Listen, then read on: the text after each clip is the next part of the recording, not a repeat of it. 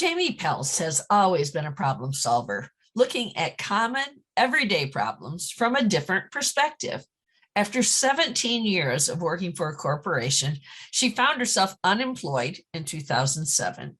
She turned this misfortune into an opportunity to follow her dream, to become an entrepreneur by inventing products that people could use. She's with us to talk about her two products that are on the market today. Hey, Jamie, welcome to the podcast. Hi, how are you today? I'm excellent. How about you? Good, good. Good. Happy it's spring. Yeah, yay. So tell our audience what it is that you do and kind of more importantly, why you do it. So I describe myself as an inventor. I have a couple products that I have invented that are out on the market. Most of the products I do are things that help people with kind of everyday tasks. And one of the products is called Sure Swatch, which helps people pick paint colors. And the other one is Get Me Spot, which helps you get stains out of your clothing. Okay, so tell us about Sure Swatch. How does that work exactly, and where can people find it? Okay, so Sure Swatch is a paintable clear film, so you can see your paint colors on the wall without actually painting the wall. People can buy it at Home Depot and Ace Hardware and places like that. Most consumers struggle with picking their paint colors, and they have these little tiny chips that they use to pick their paint colors. And what Sure Swatch allows you to do is see real paint on your wall in many different lighting, different scenarios. So people buy a little teeny pint of their paint color they want to try. Is that what they do? Yeah, typically what happens is consumers start with a lot of chips. So the process is, I decide I want to paint my room. I go to the store and I pick up 1,000 blues if that's the color I'm looking for. And I can quickly whittle those blues down to, usually most consumers get down to 3 to 5 different colors. Yeah. And I always say that's where Sure Swatch comes into play, because at that point, you'd buy little sample jars of those particular colors in the sheen that you want it to be in. Okay. And you'd buy your Sure Swatch and then you'd paint them up so that you then could try your paint color on your wall. Yeah. So my son just painted a sunroom and went through an experience like you're describing. So they thought they had a color and they picked the wrong sheen and they put it on. They painted the entire room. They said, oh, this is right. And then they went back and I'm like, hey, wait, go to Home Depot, get the Sure Swatch and try it out. Yeah, the reality is I always say people shouldn't have to live with a bad color choice. And so if you take that extra step to actually try sample the paint on your wall, yeah. Using a Sure Swatch, you're going to be so much happier, because many times once we paint, we don't repaint. Yeah, and so it's a lot of work. Yeah, exactly. And so spending that, extra, I'll call half hour, trying it on and seeing it at different lights during the day, and colors shift. My lighting is different than your lighting is in your home. Yeah. And so the sample paint, the stores have those, or do they make them up? They have a little teeny thing? Yeah, so all paints come in different bases. So there's a white base, a medium base, and a clear base. And so when it comes to samples, they actually have little samples of those 3 different bases, and they have them in the different sheens as well. So flat satin, eggshell, semi-gloss, because a flat paint will look completely different than a semi-gloss. Semi-gloss is very shiny, flat is very matte, and they look completely different. And so they'll be able to make it up, tinted into the colors that you want to. White bases are going to have more coverage. An accent base is basically clear. I always describe it as, think of taking a glass of water and adding food coloring to it. Yeah. And it takes a while to get to that color. And that's basically why you can get deep reds and vibrant yellows, because they go into an accent base, but sometimes they can be difficult to paint as well because they require so much colorant. And the liquid is clear to start with versus a regular blue starts in a white base. And so you get great coverage when you're using those types of products. And how did you get this idea to create Sure Swatch? So most of my ideas usually stem in a problem that I've had. So I had a very hard time visualizing paint colors on walls. whether it was a living room, whether it was my kid's room. Again, you're taking these little tiny chips, and I'm like, how am I supposed to figure this out? And so I'm like, well, if I have this problem, other people have the problem as well. So I start observing people and I start talking to people, and I find other people struggle with picking paint colors as well. And we wanted to make something that was temporary versus permanent. Yeah. Because when you sample, if you just buy a sample and you paint it on your wall, that's permanent. Now Yeah. you have to go and prime and sand and scrape and all those things. So you've added a whole nother step to it. Yeah. And if you don't do it properly, I always say the sample spot will telegraph through your new paint color. Yeah. So you spend all this time, money picking the perfect color, and you put a sample on your wall, and then all of a sudden you can see exactly where you tried that sample on. Sure, that solves that problem. And so how did you have access to the technology to create it, to actually produce it? So that's where I've gone pretty resourceful in finding suppliers. And so just having been in the industry or working in hardware home improvement for so long, or even marketing, I would look to see like, oh, what do I want? How do I want? I did work with a chemist on it, who it kind of helped in some of the development.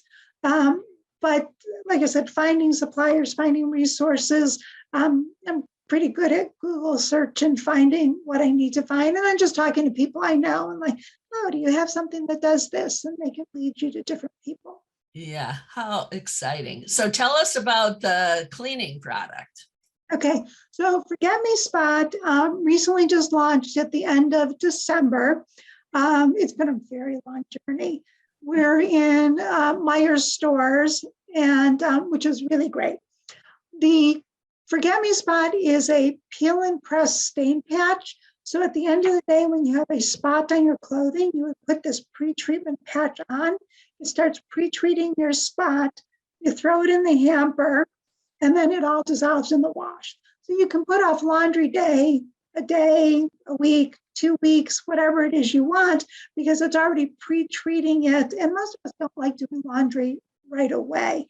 And we have found that the longer it sits on the stain, the better it works to remove that stain. Yeah. Wow. Wow. That's pretty cool. So that also was an idea that came from something that you were experiencing. Yes. So I was doing my children's laundry and I'm going through every item of clothing looking for a stain. And I'm like, wait a second, the person who makes the stain isn't the person who's doing the laundry. So I'm like, oh my God, I'm like, this is crazy. And so, because you don't even know if it exists or not. Yeah. And so the same thing, I'm like, okay, there's got to be a better way. And that summer, then I would go to my friends' houses and I'd watch them do laundry as well and kind of understand what their process was. And did they have the same problem I did? And we found out everyone had the same problem. And of course, the issue is, mom, typically when it comes to laundry, she'll look at the items and she'll spray it and she'll throw it in. This way, we've changed the process and you actually do the pre-treating before laundry day. So you don't even have to think about it anymore. Yeah. And did you train your children to use it themselves? I do. They're like, oh, you need to send me more of that stuff. So, or they're like children, they're like, Mom, we have a stain. Can you get this out for us? So I'm a little bit of the stain queen. So that product was actually in your mind earlier, wasn't it? Yeah, this one actually is, I don't know if you call it a labor of love, or it's been a really long journey. It was actually invented before SureSwatch was, and it's taken us a long time to get it commercialized on the market, finding the right place to put it. Yeah. And then it's even about the manufacturing. So we actually had to figure out how to make the product, because I always say I make things that don't exist. So it's not like I'm filling a jar of something. Yeah. I have to go and figure out how to manufacture this product. Yeah. So persistence sounds like it's been important in your journey. It is. It's interesting. When we sold SureSwatch to Home Depot, the buyer had said to me, if you weren't so persistent, I would have never seen you. And so, and the same thing here. Last year, when we were getting ready to produce the Forget Me Spot, we were having a hard time sourcing the materials that we needed for it because supply chains have many issues right now. Yeah. And I mean, daily I would be searching any resource I had to find these ingredients that I needed. So a lot of persistence. That's why I'm like I said, I don't know if it's a labor of love or what it is, but it's not for the faint at heart. Yeah. And so did COVID impact your business? It did. It's been, I would say, my biggest impact from COVID. Let's rephrase that. I always forget what happened. So 2 years ago, at the height of COVID, my warehouse that I was using stopped shipping my product. And we had basically 48 hours to figure out what we were going to do. Wow. And for almost 2 years, we had moved actually all packaging and shipping from my house to my house. Cool. We luckily throughout this found a new supplier and literally have just started in the past month shipping from a real warehouse again. So for almost 2 years, it's been crazy. So that was one huge impact. The other big impact is we're seeing a lot of raw materials increase in prices. Yeah. Corrugated specifically, most of my suppliers were good the first year. They held off all the price increases. But as we got to the end of 2021, they couldn't hold them off anymore. And it's a constant barrage of price increases, especially in the corrugated world. Yeah. So wow. Yeah. And so are you able to pass those increases on then? With great difficulty. It requires a lot of justification on our end. And then it also requires the willingness to raise the price of the product. You know, and so if you raise the price of the product, will you sell less? And so it's this kind of like double-edged sword of how you really approach price increases. And it's like I said, it's not easy for small manufacturers to pass their price increases on. Yeah. And so what's your focus going to be for this year? So really the two focuses was one is we're kind of relaunching the SureSwatch website to create, we're always creating more awareness for the product because I always say I'm always creating new users. Yeah. When you think about it, it's not like grocery shopping. So I go to the grocery store and I buy milk every day and I know that milk exists. Yeah. Most people paint every 7 to 10 years. Yeah. So people who painted 10 years ago don't even know we exist. Yeah. And so we have to constantly create awareness of this particular product. And then on the Forget Me Spot side, again, it's really, again, creating awareness of that product and probably selling additional retailers the product. So yeah. So are you in all Home Depots or just a region or what? No, on SureSwatch, we are in all Home Depot stores. So they do a good job of having it right front and center on the counter, at least in the one in Cadillac, Michigan, because I was there with my grandkids. I'm like, look, I know the person who made this. Yeah, so they are. The product is right on the paint desk. So when you're there getting your samples tinted, you can just buy a SureSwatch right there when you're getting the product. So tinted. they need to know to go in and look for it first, though, just like I was telling you the example with my son. So if he would have known, he could have saved himself the cost of an extra gallon of paint that didn't work and the time that he spent painting that room that color that didn't work. So exactly. very cost effective. It is. It's very cost effective. It's very simple. And that's, as you said, that's the hard part is he didn't know it existed. Yeah. And so when you walk into a paint store, they're very busy places and we're not always looking for that product. You might be looking for a brush or a roller because you know you need that, Yeah. but you're not saying like, oh, I need something to test my product on. Yeah. And so it's one is creating that awareness before you get to that store and getting the store associate to recommend it when you're buying a sample. Because again, it Yeah. saves you time and money. Yeah, exactly. Yeah, it seems like there could be some way of tying in with where the chips are. Right, exactly. That would be Exactly. cool. Yeah. All Yeah. right. So do you have any advice in general for business owners who think they might be interested in inventing something, or even just lessons that you learned along the way that could be applicable to other people? So one thing I always say is that people come up with ideas all the time. And just because you think it's a good idea doesn't mean it's always a good idea, right? Yeah. And so in this day and age, it's really easy to do some like what I'll call quick market research on it. So you can always do like a Google search, Yeah. so does this thing exist out there?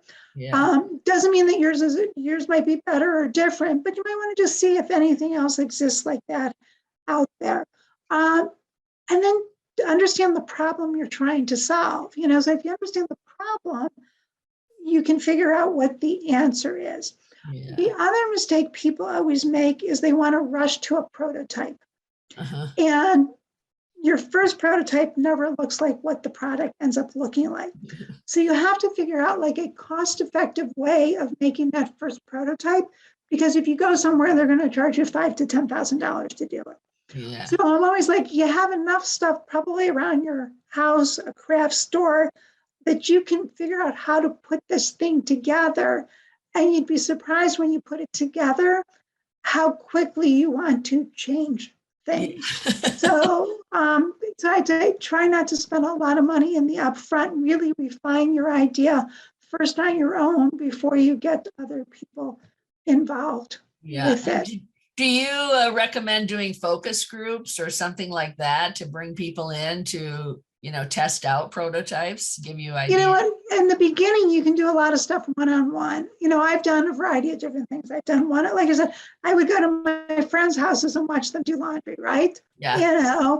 I didn't need like 10 people sitting in a room, because when you're in a room, you're remembering what you did, okay? Versus when you're doing it, you're actually doing it. Yeah. So if I Gotcha. said to someone, tell me about your laundry process, for sure they're going to miss something out of it.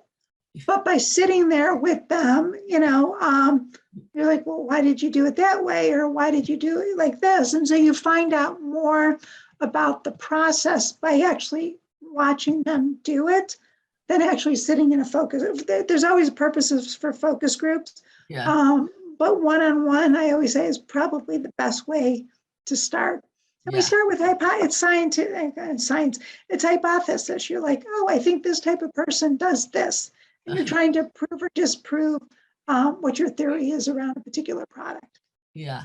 And I think what you said at the very beginning about of this segment about knowing what problem you solve, I Right. think that's something for all business owners. I know, Right. from doing marketing for people, that's like the biggest challenge is what exact problem do you solve and for whom do you do it? Exactly. So Yeah. So tell us what you do for fun. So things that we do for fun. So I do spend a lot of time with my family. I have 3 kids, and they're both in. 2 of them are in the film world. So they'll help me create videos. We'll have parties. The 5 of us. I also like to exercise. I do like to hike. Avid theater goer. I enjoy going to the playhouse and things like that. And, it sounds silly, but my work is my hobby, and so I really enjoy what I do. And so it's never really been work for me. It's really my passion. So between kids and outdoor stuff and inventing stuff, got a pretty full life. Yeah, that sounds like it. So one thing I always ask everyone who's on the Soar to Success podcast with me is, what are 3 traits that you believe are necessary for people to have in order to soar to success? Well, the first one I'd always say is persistence. We have a vision that I'm going to invent something, I'm going to open a business, and the next day I'm going to be successful. And if only. If only, right? It doesn't work that way. And so you have to be willing to be in it for the long haul. And that really takes a lot of persistence, fortitude, to get through those ups and downs, because it's not all up and it's not all down. But you really need a persistence and a good attitude to get through being an entrepreneur, being an inventor. Perfect. And what about another one? The second one I would say is teamwork. And the reason why I say teamwork, when you started this, you don't have always a team that you own, okay? Meaning like you don't have employees.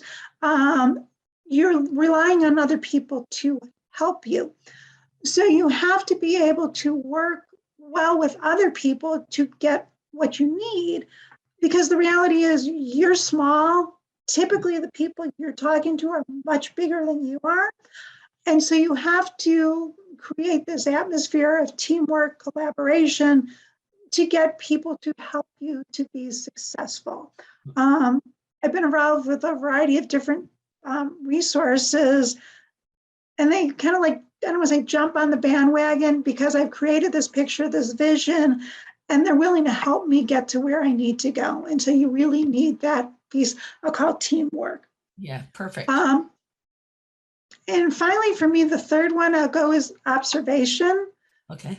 So often we don't observe what's going on in our environment. So I'll go back to most of my ideas start with an observation, either with myself or people.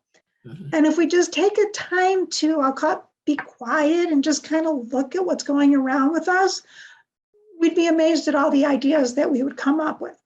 Most people look at me and they say, you're so creative. Yeah, I have a creative side, but you don't have to be a creative to be an inventor. You just have to really have good eyes and kind of observe the world around you, and you'd be amazed at all the ideas that you can come up with.